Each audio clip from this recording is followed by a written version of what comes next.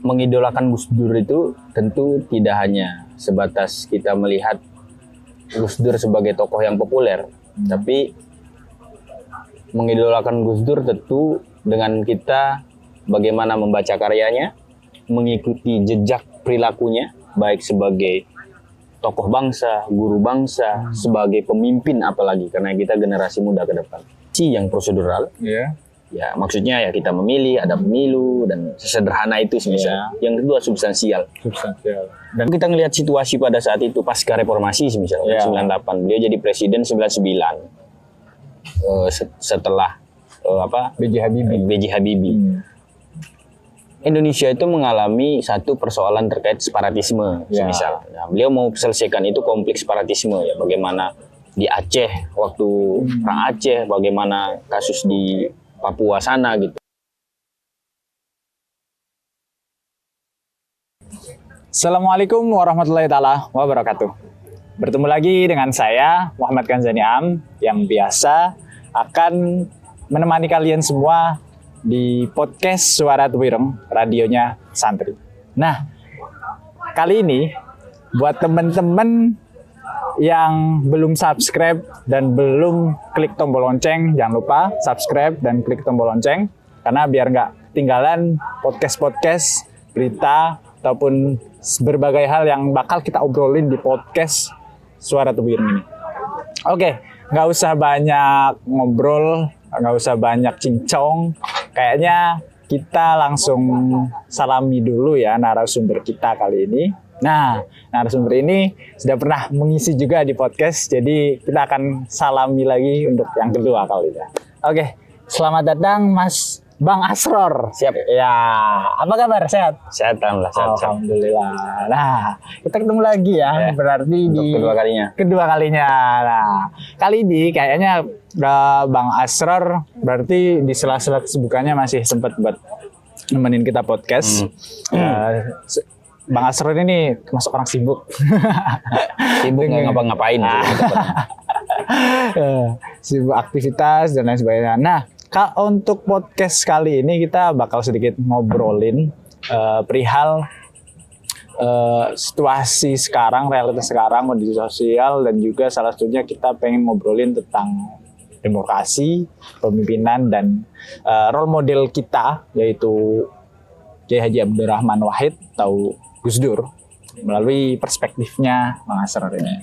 Nah, tapi sebelum itu, kayaknya saya harus menanyakan, sehat kan? Sehat, sehat.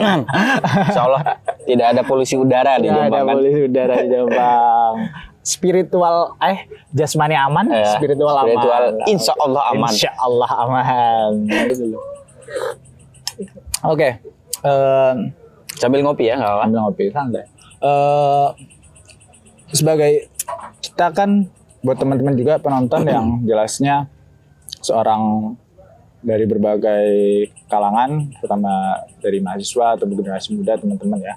Otomatis kita nggak bisa yang namanya diam dan juga nggak melek sama kondisi kita sekarang.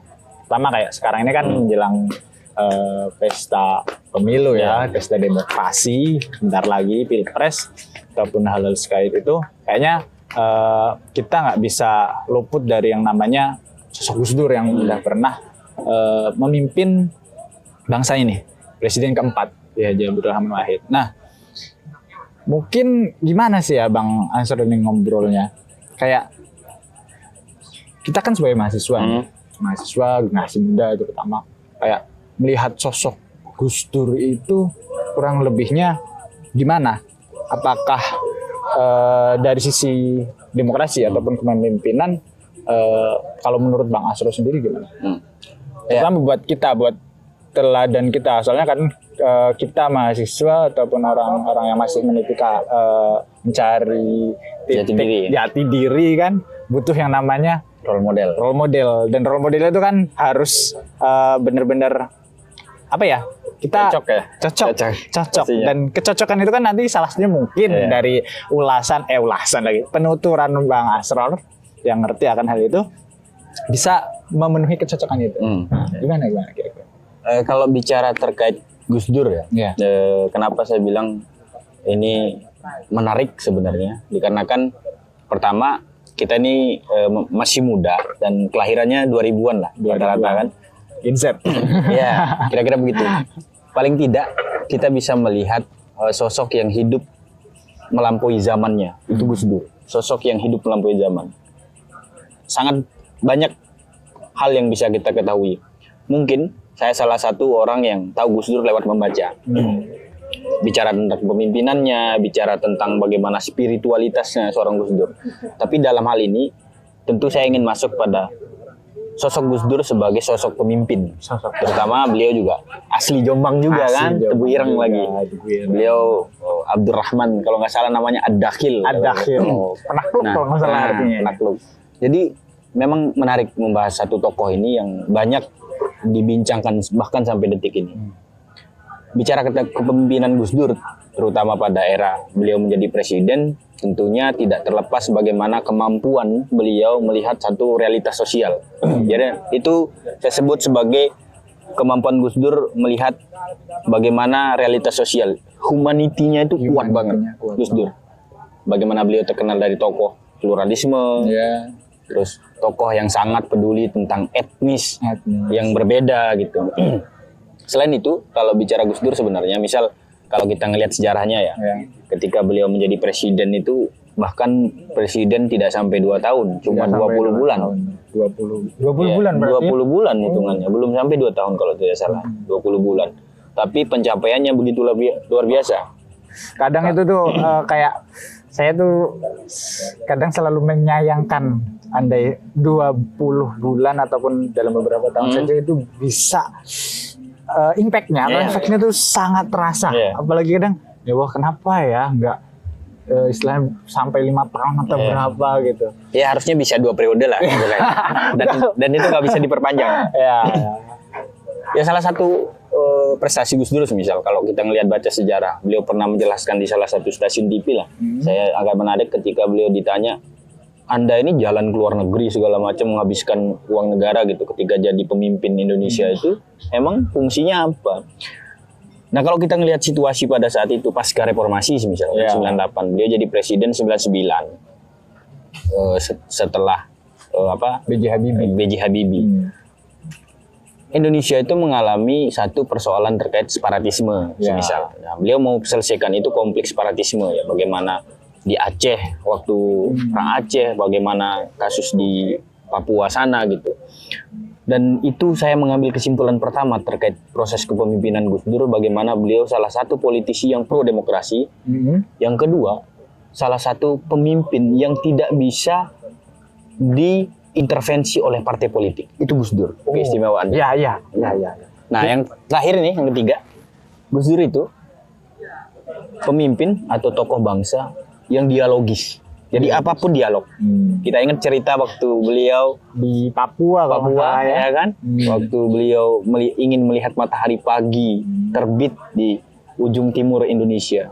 Anda bisa bayangkan, mohon maaf, dengan kekurangan beliau yang tidak bisa melihat secara sempurna, tapi itu kisi-kisi yang ingin disampaikan bahwa saya ini ingin berdialog dengan rakyat saya. Kira-kira itu spesialnya Gus Dur menurut saya. Dan pas itu juga kayak di tanah Papua itu yang kalau nggak salah lagi rame-ramenya istilah separatisme itu sendiri. Konflik dan kerennya pas dari segi dia beliau yang dialogis itu mampu berarti menenangkan atau meredam dengan kayak cerita yang itu loh, menaikkan bendera Kejora ya. Nah, itu kayak siapa yang terpikirkan akan hal itu gitu. So tokoh yang unik sebenarnya. Menarik misal kalau kita ngelihat kepemimpinan Gus Dur ya, dan itu harus bisa menjadi role model kita dalam memimpin misalnya. Mau nggak mau ya kita generasi ya, alam kita jadi apa ke depan. Tapi paling tidak kalau kita ngebaca sejarahnya Gus Dur itu, misal ketika kita mengatakan tadi yang saya sebut sebagai tokoh yang pro demokrasi misal. Kalau kita ngelihat Gus Dur membaca demokrasi misal, kalau saya baca di beberapa media itu, ada 2 hal yang sebenarnya Gus Dur ingin capai ketika berbicara terkait demokrasi, ketika jadi pemimpinnya. Ya. Satu, dia ikut turun lapangan bahkan waktu itu kan. Satu, demokrasi yang secara prosedural terkait administrasinya. Yang kedua substansial. Gus Dur itu menyelesaikan dua hal ini. Meskipun di akhir ya kan, apalagi Anda pernah baca bukunya Firza Mahardika, Menjerat Gus Dur? Belum. Saya belum pernah di bedah di Tebu Ireng ya. Jadi itu bukunya syarat dokumen. Jadi kita tahu Gus Dur dilengsarkan karena isu apa segala macam. Itu kudeta salah satu datanya lengkap. Verbika itu. Dan secara orientasi ketika Gus Dur menjadi pemimpin, misal kalau kita sangkut pautkan dengan demokrasi dan proses kepemimpinannya itu, beliau selesai di dua hal ini. Satu, demokrasi yang prosedural. Ya, maksudnya ya kita memilih, ada pemilu dan sesederhana itu misalnya. Yang kedua substansial. Dan inti itu dari demokrasi. Dan itu yang dijalankan oleh Gus Dur. Kira-kira begitu. Ini sosok yang menurut saya kalau kita bicara Indonesia hari ini yang mesti salah satu jadi role model Indonesia itu kepemimpinannya itu Gus Dur. Sangat tepat kayaknya. Jadi kayak sekarang kan kita sering lihat ya, entah itu kepemimpinan, entah itu dari penerapan implementasi demokrasi yang kayaknya itu sifatnya itu nggak hanya sekedar prosedural gitu loh. Kadang secara substansial nggak terlalu diterapkan ataupun malah secara samar-samar dibikin itu. Jadi kayak kita bisa melihat dan mendapatkan itu di era Gus Dur. Gitu. Jadi kayak soalnya kalau yang menurut saya ya substansial dari demokrasi itu sendiri esensinya itu benar-benar selain benar-benar penting juga sangat sulit diwujudkan. Iya. Jadi kalau kita ngelihat Gus Dur ya agak mudah. Salah satu itu yang saya sebut dia tokoh dialogis, saya bilang tokoh yang senang dialog dengan rakyatnya. Jadi rakyat ya butuh itu, apa penjelasan dari pemimpinnya, apa yang ingin pemimpin capai segala macam, dan Gus Dur melakukan hal itu. Substansinya semisal kalau kita bicara kepemimpinan Gus Dur, orang tuh agak sulit mengkritik Gus Dur terkait karakter kepemimpinan.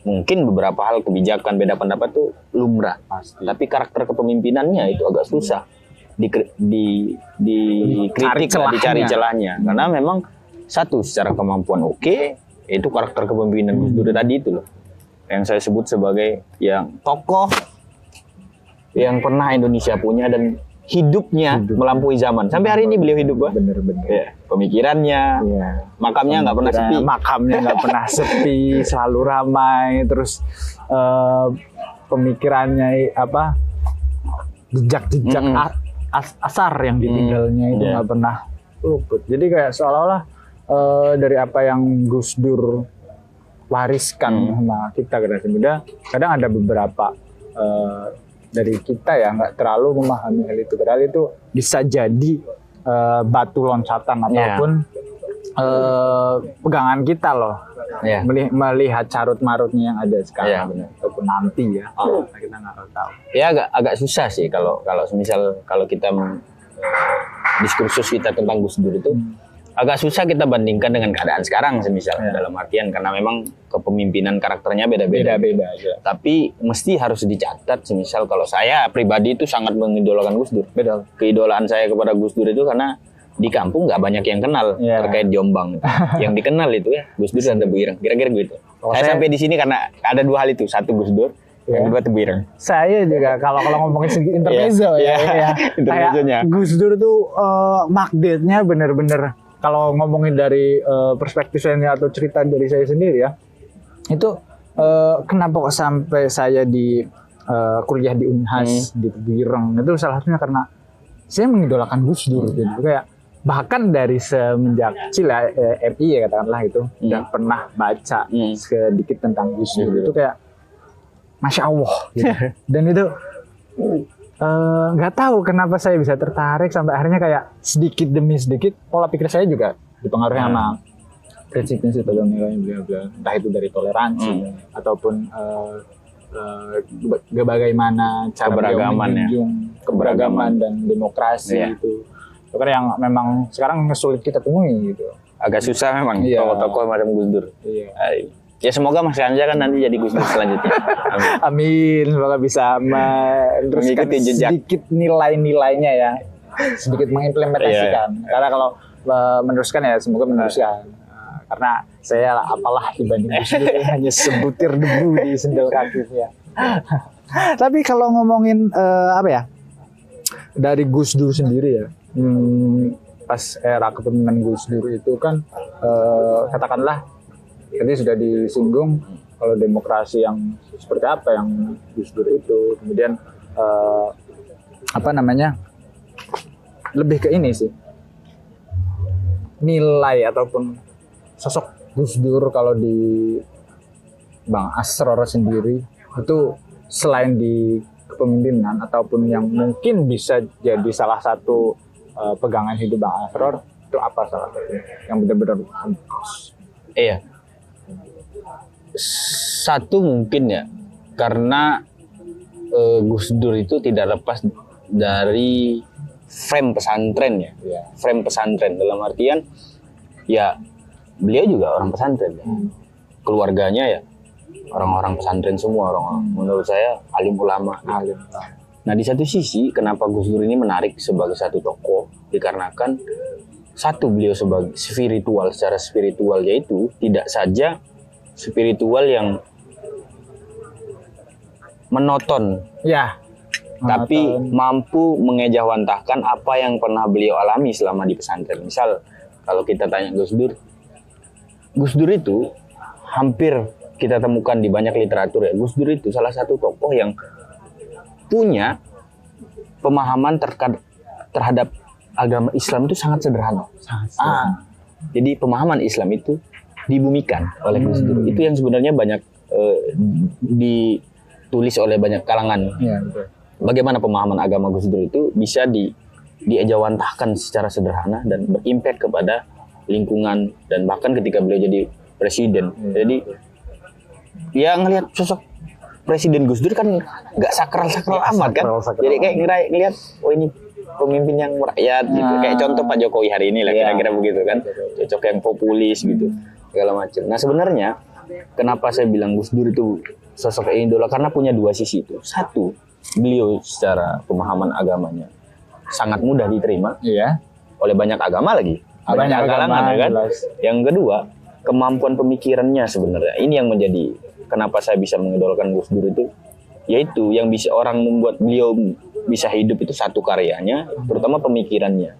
Bayangkan dia baca buku Das Kapital masih MTS apa MA gitu kan, baca The Holy Al-Quran gitu, bahasa Inggris lagi, masih ya ini orang luar biasa. Wah, sangat luar biasa. Kayak dengar ceritanya yang di studinya yang dari di Yogyakarta sampai ke apa namanya di Baghdad itu sendiri, malah kadang orang lihat cuman kayak di studi di Baghdad kan cuma nonton bioskop apa, tapi sering mengunjungi perpustakaan, baca buku. Tapi dari situ hari ini gimana, bentar saya tanya dikit, hari ini gimana anak muda SMA, MTS atau bahkan yang kuliah kan ya banyak lah, saya termasuk yang tapi saya udah uninstall sih TikTok ya. Banyak kan nonton TikTok ya kan. Benar, itu salah satu distraksi sekali. Benar-benar bikin... Tapi selama bermanfaat nggak apa-apa aja. Ya betul. Tapi kembali lagi ke orangnya. Kayaknya kalau ngomongin saya sendiri kan lebih banyak terdistraktifnya daripada bisa mengelolanya itu sendiri. Kita dikontrol lah. Kalau ngomongin literasi juga karena basic Gus Dur ataupun bagaimana beliau bisa mengimplementasikan segala macam itu kan otomatis nggak jauh dari apa yang beliau pelajari itu kan, dari literasi sendiri. Kadang miris melihat kayak sekarang kata Indonesia dari berapa 60 berapa termasuk salah satu dari ranking terendah di literasi. Jadi kayak ini mungkin buat teman-teman semua, entah itu mahasiswa atau apa, juga penting banget literasi.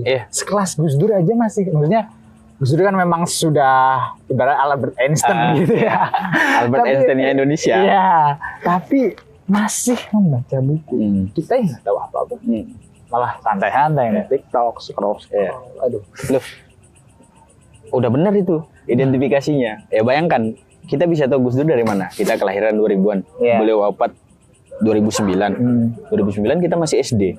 Dan salah satu cara untuk mengetahui bagaimana sosok Gus Dur, baik secara kepemimpinan, di mana beliau belajar, terus bagaimana proses belajarnya, karakter seorang Gus Dur, ya dari membaca. Ya itu makanya saya bilang ya membaca itu ya nggak akan habis. Memang nggak bisa lepas dari itu, dan itu sangat-sangat fundamental, penting, sangat dibutuhkan. Dan istilahnya, tadi kan kita sudah ngobrol tentang Gus Dur dan juga kepemimpinan beliau yang mungkin ya bisa memberikan kita sedikit titik pencerahan ataupun semoga aja ya dari apa yang dituturkan, dan bisa bikin kita ngerti dan juga sedikit paham, kemudian bisa sedikit menerapkannya juga walaupun nggak bisa secara keseluruhan. Dan mungkin sedikit dari Bang Asror, karena kita sudah selesai segmen, closing statement itu terserah Gus Dur ya. Gus Dur. Mengidolakan Gus Dur itu tentu tidak hanya sebatas kita melihat Gus Dur sebagai tokoh yang populer, tapi mengidolakan Gus Dur tentu dengan kita bagaimana membaca karyanya, mengikuti jejak perilakunya, baik sebagai tokoh bangsa, guru bangsa, sebagai pemimpin apalagi, karena kita generasi muda ke depan. Dan saya selalu mengatakan seperti yang di awal tadi, salah satu tokoh Indonesia yang hidup melampaui zamannya itu Abdurrahman Wahid. Kira-kira begitu. Terima kasih banyak. Benar-benar semoga dari podcast kali ini, kita ngobrol-ngobrol kali ini ya, bisa memberikan ya secercah buat teman-teman semua, dan juga terutama bagi saya dan juga Mas narasumber. Amin. Biar kita bisa saling lihat refleksi ya, bercermin bagaimana baiknya seperti apa. Dan kayaknya sudah cukup dari saya. Terima kasih banyak ya Mas Asror udah menemani lagi. Oke, bro. Siapa tahu nanti selanjutnya next podcast lagi kita podcast di Lombok nanti. Siap, di Mandalika. Iya, Mandalika cocok. Oke, dari saya Muhammad Kanzani Am, kurang lebihnya mohon maaf. Wallahul muwaffiq ila aqwamit thoriq. Wassalamualaikum warahmatullahi taala wabarakatuh. Waalaikumsalam warahmatullahi wabarakatuh.